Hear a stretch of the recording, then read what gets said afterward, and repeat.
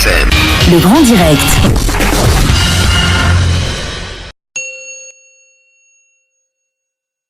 On fait place maintenant au second invité de ce matin, Mikaïla Sidi Maman. On parle de l'état des lieux, de la mise en œuvre de la politique environnementale de la ville de Parakou et notamment cette campagne de reboisement qui est lancée depuis plusieurs années déjà, qui a pour ambition de faire de Parakou une ville verte. Où en est-on réellement?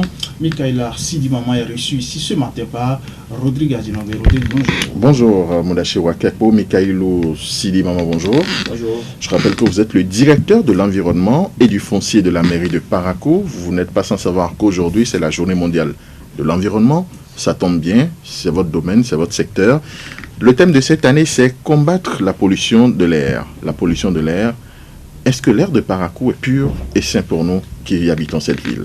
Oui, merci beaucoup. Merci, monsieur Rodrigue. Merci, monsieur Modaché Wakapo. L'air de Parakou, je dirais bien que l'air de Parakou n'est pas à 100% pur.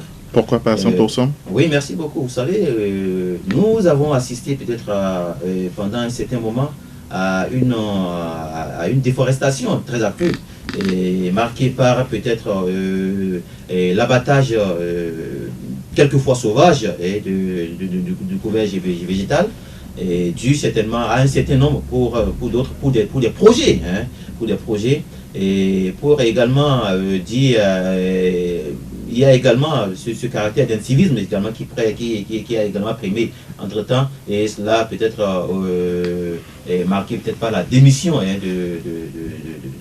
de certaines de nos autorités en son temps. Donc aujourd'hui, je crois que nous sommes en train de pallier peut-être à ce creux-là qui entre-temps avait été causé par... Vous palliez comment à ce creux? C'est-à-dire, vous dites que l'air n'est pas à 100% pur. Il y a des autorités à divers niveaux il y a quelques années qui n'ont pas su prendre les dispositions, les mesures qu'il fallait prendre. Quelles sont les mesures que ces autorités n'ont pas pu prendre en son temps? Vous savez, en fait, je crois que nous sommes restés pendant un certain moment passifs à observer que notre couvert végétal est en train de disparaître. Et cela, peut-être, il faut reconnaître quelque part aussi, c'est naturel, puisque avec l'explosion démographique, l'étalement de la ville, nous constatons il y a beaucoup de constructions, il y a beaucoup de motos, beaucoup de camions, beaucoup de voitures. Voilà, il y a tout ça là. Et il faut au-delà de cela, il faut également, il faut reconnaître également les mauvaises pratiques de certaines de nos populations qui s'érigent aujourd'hui en exploitants forestiers et qui, de façon clandestine, se permettent d'aller abattre les arbres. Et maintenant, qu'est-ce que vous faites au niveau de votre direction? Je crois que on a pu mettre sur pied une sorte de police en collaboration avec l'inspection forestière, et nous sommes sur pied de veille par rapport à cela. Dès que nous constatons, et aussi avec l'appui des populations qui connaissent et qui maîtrisent aujourd'hui les bien fondés de l'arbre et dans le maintien de l'environnement, dans l'équilibre environnemental. Voilà en fait ce que nous essayons de faire, et à chaque instant, avec l'inspection forestière, nous essayons également de passer à des séances de sensibilisation pour amener à expliquer aux populations le bien fondé de l'arbre dans l'équilibre environnemental et dans le maintien ou bien dans la lutte contre la pollution. Oui, mais l'environnement, ce n'est pas que l'arbre, parce qu'on va parler tout à l'heure de votre forêt urbaine que vous êtes en train de mettre sur pied. C'est pas seulement l'arbre, il y a aussi les activités domestiques. Il y a les défécations en l'air, il y a les ordures qui sont jetées partout, il y a des dépotoirs sauvages qui sont un peu partout dans la ville.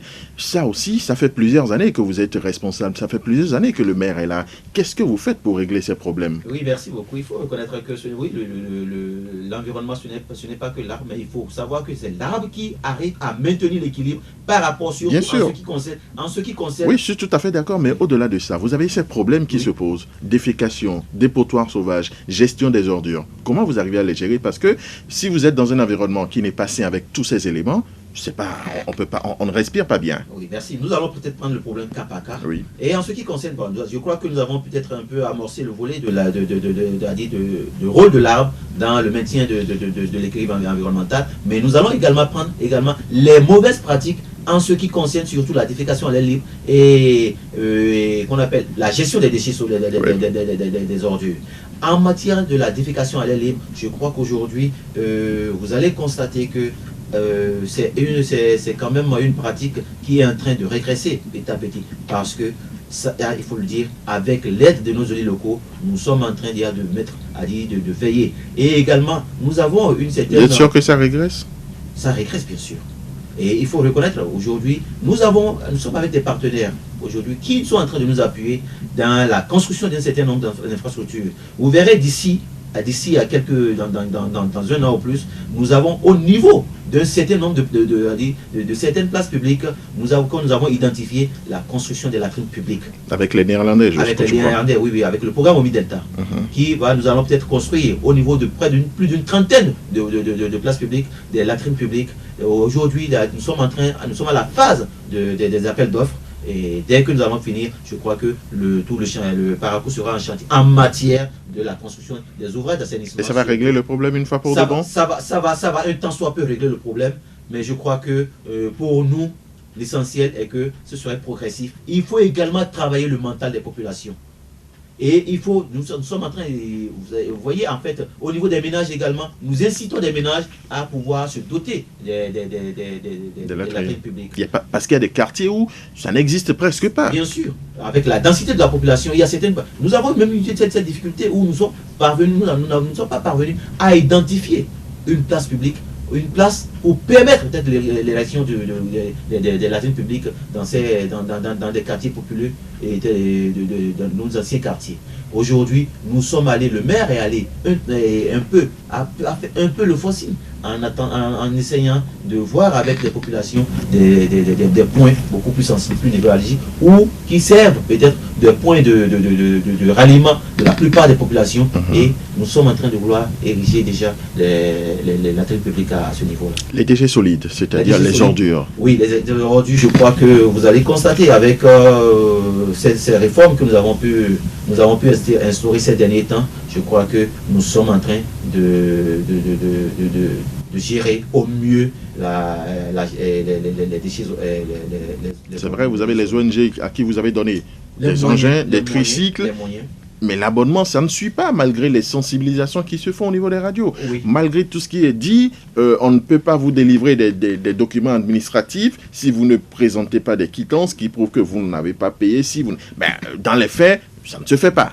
Oui, merci beaucoup. Les populations ne suivent pas. C'est vrai, les populations ne suivent pas. Mais je crois qu'à ce niveau, effectivement, il faut reconnaître que nous avons mis sur pied un plan qui permettra de pouvoir amener les populations. Ça fait beaucoup de plans, finalement. Beaucoup sûr. De plans, mais très peu de visibilité. Je donne un exemple simple. Vous avez plein de places publiques qui ont été construites, là, avec les projets de contournement et ainsi de suite. Mais il n'y a pas de poubelle au niveau de ces places publiques. Les gens viennent s'asseoir, ils sont là, ils discutent, ils mangent, ils achètent à manger, ainsi de suite. Ils finissent, ils jettent les emballages par terre parce qu'il n'y a pas de poubelle au niveau de ces places publiques. Pourquoi ?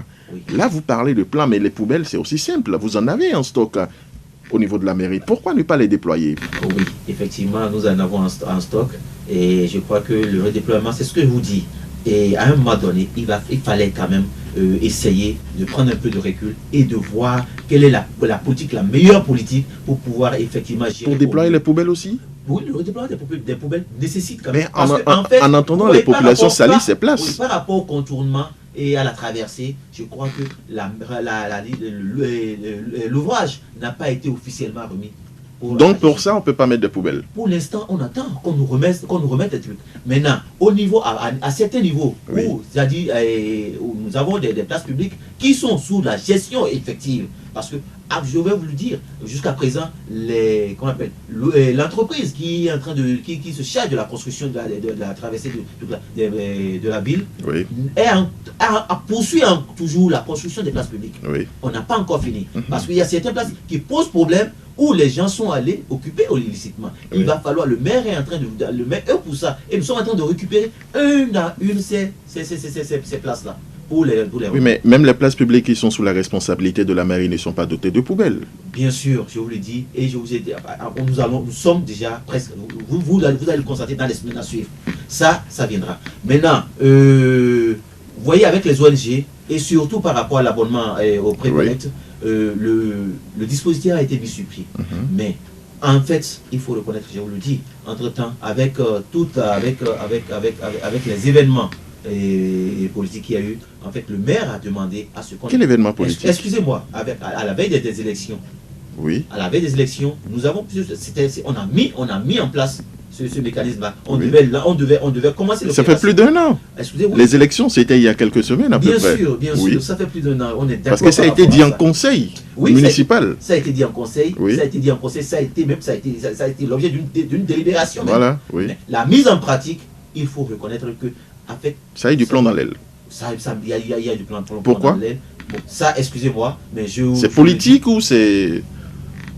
Non, ce n'est pas, je n'ose pas dire que c'est politique, mais il faut reconnaître que c'est des dispositions qu'il faut prendre et il faut les prendre de façon minutieuse. Donc vous n'avez pas réfléchi sur cet aspect avant de le dire, avant de faire une délibération. Nous avons minutieusement réfléchi. Alors pourquoi ça n'a pas été mis en œuvre? À des moments donnés, il y a un certain nombre de couacs qui permettent, parce que là, l'autorité demande d'attendre. Il faut voir, à des moments, nous allons aussi aplanir de façon, il y a un certain nombre de divergences qu'il faut aussi aplanir. Divergence quoi? Ça, par rapport à quoi? Bon, permettez-moi de ne pas rentrer dedans. Donc il y a des considérations politiques, en quelque sorte. Je n'ose pas le dire. D'accord. Alors, où est-ce qu'on en est avec la construction de la station de bout de vidange? Parce que ça a été annoncé en Conseil des ministres il y a quelques mois de cela. Oui, merci beaucoup. Je crois que nous sommes à la phase des études.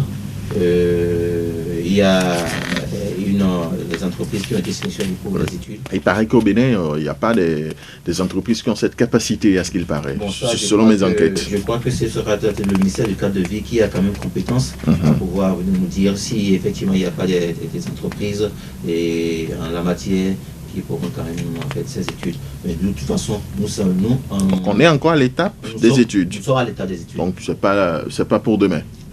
Ça va prendre encore du temps.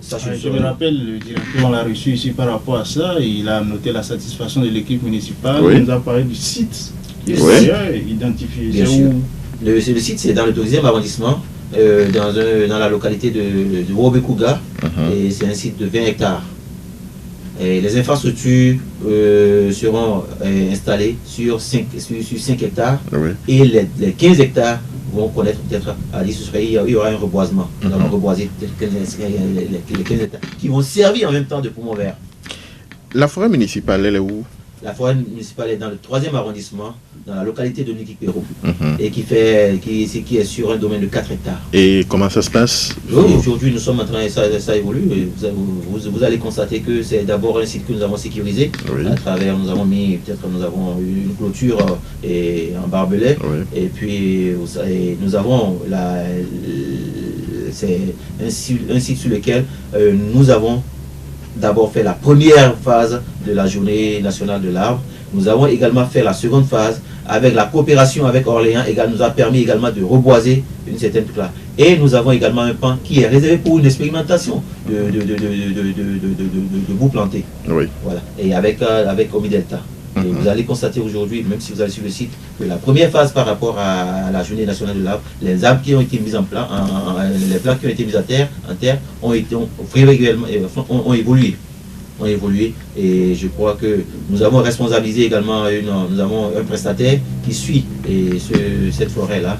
Et je crois que ça prend. Et pour finir, je reviens sur cette affaire de sensibilisation. Les populations qui ne suivent pas, qui ont toujours des comportements pas très catholiques en ce qui concerne l'environnement. Et vous, au niveau de votre direction, qui êtes toujours dans la sensibilisation, bien toujours dans les plans, comment arriver à régler une fois pour de bon cette question d'un environnement sain à Parakou, quand on sait qu'il y a quelques années, tout le monde vantait la qualité de Parakou. C'est vrai, il y avait les poussières, mais quand il y a eu le PGUD avec des voies qui ont été bitumées il y a une quinzaine d'années, eh bien c'était nickel, tout le monde aimait Parakou. Mais là maintenant, c'est vrai, il y a de nouvelles voies, mais l'environnement, vous l'avez dit vous-même, c'est pas 100% sain. Comment régler une fois pour de bon ce problème? Et pour finir sur cet entretien, je crois que la question de l'environnement tient beaucoup le maire Chantoko. Ça tient. Pas seulement lui. Oui, bien sûr, nous aussi. Oui, bien sûr. Mais pourquoi vous ramenez tout au maire? Excusez-moi, quand je vous le dis, en fait, au premier plan, c'est la première personne interpellée. Oui. Parce que c'est lui qui doit quand même gérer au mieux cette ville. Bien sûr. Maintenant, et il faut reconnaître que pour cela, sans vous mentir, en toute sincérité, le maire Charles Toko, chaque chose que tu fais nous interpelle en ce qui concerne. Oui, mais quand vous dites ça, vous savez qu'on ne vous prend jamais au sérieux. Vous savez, généralement, nous, les médias, quand sur des questions pointues comme ça, on doit toujours tout ramener à l'autorité, au ministre, au chef de l'État, au maire, ainsi de suite, ou au préfet. On se dit, mais non, mais parlez-nous directement de ce qui est fait plutôt que de magnifier le maire Charles Toko. L'environnement, monsieur Rodrigue, oui. L'environnement, c'est vous et moi. Hein. Bien sûr. Alors, pourquoi mettre le maire Charles Toko au milieu? Quand je le dis, en fait, c'est par rapport au comportement des populations elles-mêmes. Bien sûr. Et à des moments donnés, il faut prendre un certain nombre de mesures. Alors, est-ce que vous les prenez? Mais je vous le dis, cette population, vous savez, vous-même, à des moments donnés, vous le dites, il faut sensibiliser. Il faut sensibiliser. Il faut amener les populations à comprendre. Les gestes, nous sommes en partenariat avec une ONG qui aujourd'hui, chaque samedi que Dieu fait. Journée de salubrité. Vous ne faites plus aussi les journées de salubrité. Oui, j'en viens. Vous avez arrêté? J'en viens. Oui. Qui chaque samedi qui fait sont là, qui sillonnent nos grands athées pour récupérer, collecter les sachets plastiques. Oui. Bon. Là, vous voyez, en fait, nous avons entre-temps aussi amené avec les élus locaux, les chefs quartiers, nous allons pour que chaque dernier samedi du mois puisse quand même dans son quartier essayer de regrouper les populations pour essayer d'organiser au moins les campagnes de salubrité. Ça ne se fait plus.